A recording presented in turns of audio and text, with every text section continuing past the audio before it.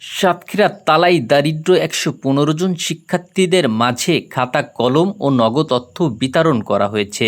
রবিবার ২২ সেপ্টেম্বর বিকালে world concern বাংলাদেশের বাস্তবায়নে এবং ইন্টারেক্টের অর্থায়নে family development for children with sponsorship প্রোগ্রামের আওতায় দারিদ্র্য ১১৫ জন শিক্ষার্থীদের মাঝে খাতা কলম ও নগদ অর্থ বিতরণ করা হয়। আমি তালা গভর্নমেন্ট কলেজে পড়ি।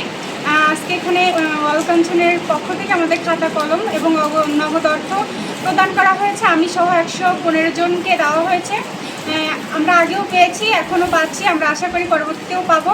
ওয়ার্ল্ড কনসার্নকে ধন্যবাদ দিই যে তারা আমাদের অনেক পড়ালেখার জন্য সাহায্য করে। আজকে আমাদের অর্থ খাতা দিয়ে সাহায্য করেছে, এই জন্য ওয়ার্ল্ড কনসার্নকে ধন্যবাদ দিই।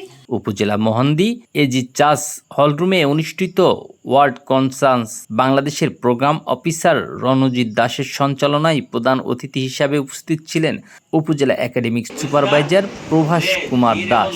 বিশেষ অতিথি হিসাবে উপস্থিত ছিলেন মহন্দি এজি চাজের পাস্টর অনাদি বিশ্বাস।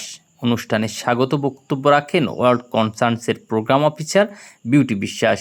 অনুষ্ঠানে অতিথিরা বলেন, ওয়ার্ল্ড কনসার্নস তালাতে প্রায় ২২ বছর যাবৎ দরিদ্র শিক্ষার্থীদের খাতা কলম, নগদ অর্থ সহ বিভিন্ন সুযোগ সুবিধা প্রদান করে যাচ্ছে। তুমি যদি নিয়মিত পড়াশোনা করো, নিয়মিত প্রতিষ্ঠানে যাও, কলেজে হোক স্কুলে হোক যাও।